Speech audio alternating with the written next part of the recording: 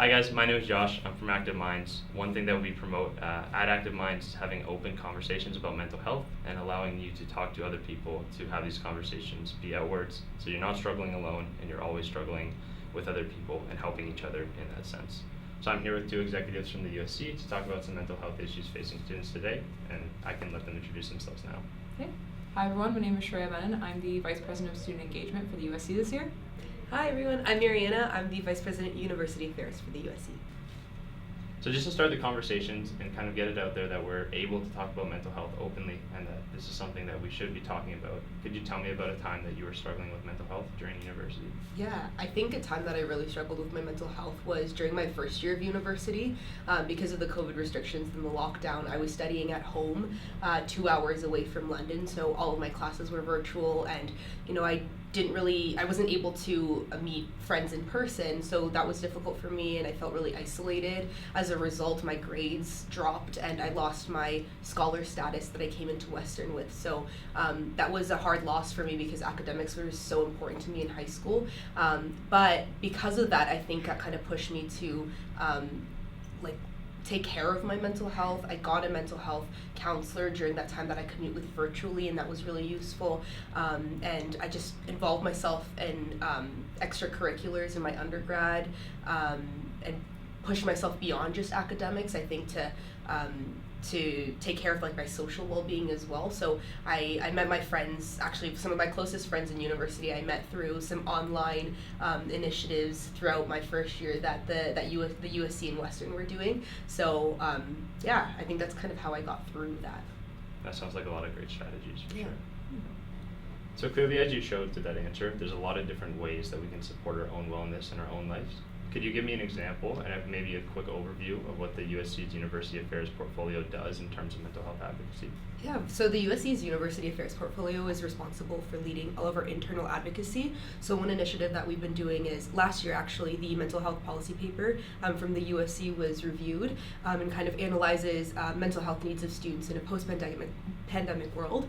And so it provides a bunch of recommendations to the university, and some of my work this year has been to actually advocate on those recommendations. So one thing that I've been working on this year was on Western's mental health strategic plan, and kind of incorporating the student perspective into that.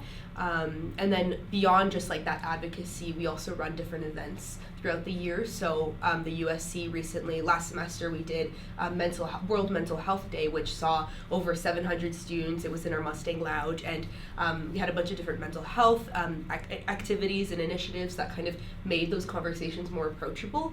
And other than that, I guess in my portfolio, we have a wellness equity coordinator. Shout out to Rachel and her team, her accessibility and wellness equity team, that are responsible for putting together different mental health initiatives throughout the year, similar to Mental Health Day. So those are all really important when making mental health conversations more approachable and engaging. That sounds super great. Yeah, that's awesome. So a lot of those events sound great, but for a lot of people, sometimes talking about mental health struggles can be challenging and sometimes something that people are afraid to do. Can you tell me if either of you have ever been regretful about reaching out about your mental health or wellness to others? Mm-hmm, for sure.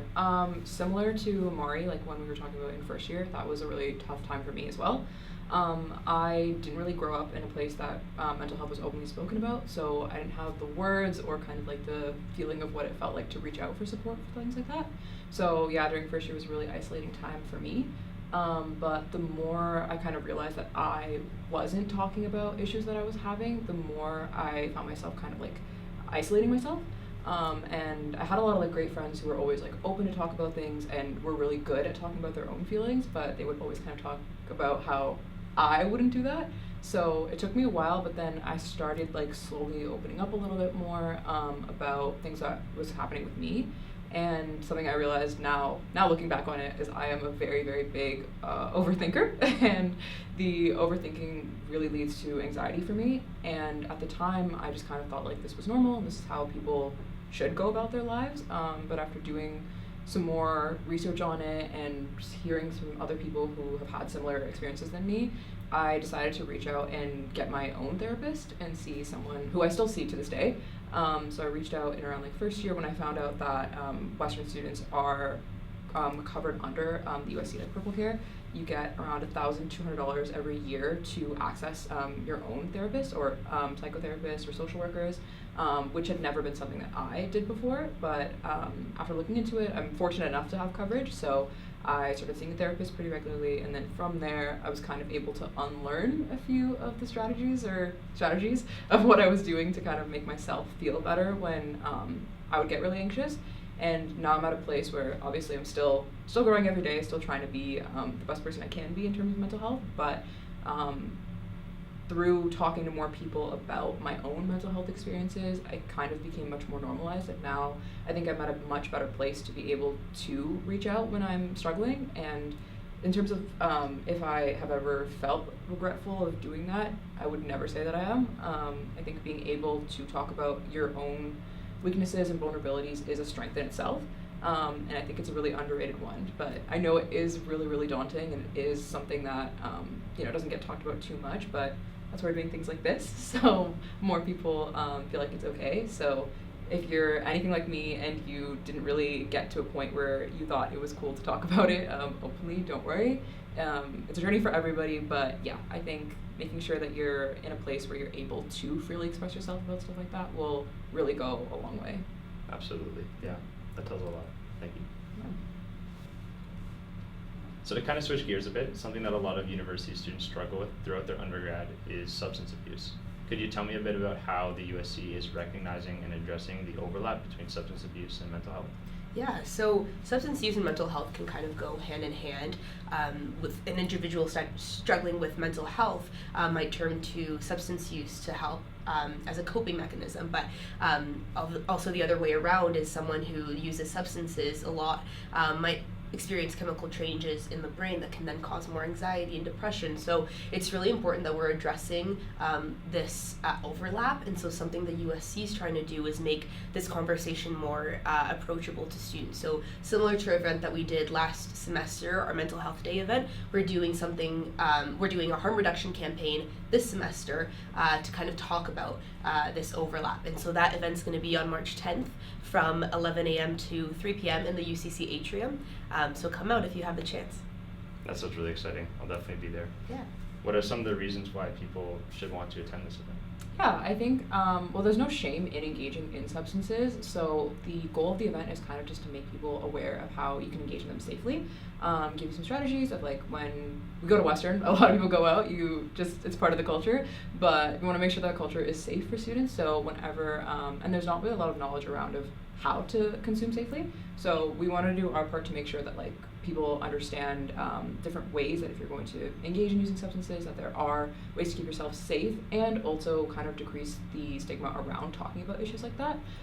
Because yeah, we find with mental health, we talk a lot about like kind of straightforward issues of like, oh, I'm feeling like kind of sad today, like what should I do differently? But we don't really talk about some ways that people already address it. So things like coping with substances is something that unfortunately is a really common thing, but again, it's in no way to make people feel ashamed of doing something like that. We just want to make sure that people are safe. Absolutely, that makes a lot of sense, thank you. So just to wrap things up here, if you guys could give one piece of advice to Western students who are watching, what would you say about mental health and wellness? Yeah, I would say that seeking help and support for mental health is not a sign of weakness, it's actually a sign of strength. And it's all, having these conversations is really important to take care of yourself and to take care of the people around you too. Can I give two? Absolutely, okay. My first one would be that it's okay to say no to things. I know that people at Western are really, really engaged in, like working and doing extracurriculars and all those things, and it's great. Like we have a lot of really high achieving people here, but something I've seen throughout my years of being here is that a lot of burnout is like present among undergrad students or even master's students and people in professional schools. You always want to say yes to things, you always want to put yourself out there and like advance yourself, but I find a lot of times people feel like they can't say no and they can't pass up opportunities that come by, but in the long term it usually leads to you feeling like really tired, really burnt out, and feeling that like you don't have enough time to take care of your own mental health. So I think knowing that it is okay to say no, and that sometimes like your mental health and well-being comes first, is some advice that I would really give to anyone struggling with it, because I know that I'm very guilty of putting too much on my plate. And the other thing is that overthinking about the situations you're in and having a lot of anxiety about like the future and what's coming next, like there is a place for that will make you more productive and make you think things through. But at some point with overthinking, it's kind of just burning yourself out. So being able to kind of distinguish between when am I thinking about things productively and when I'm not is something that really, really helped me in my time here. And it would definitely be some advice I'd give to people is spend some time thinking about when your thoughts are being productive and when your thoughts are kind of like slowing you down. So yeah. For sure. Those are some awesome takeaways. Thank you guys so much, and thank you guys for watching. Thanks for watching.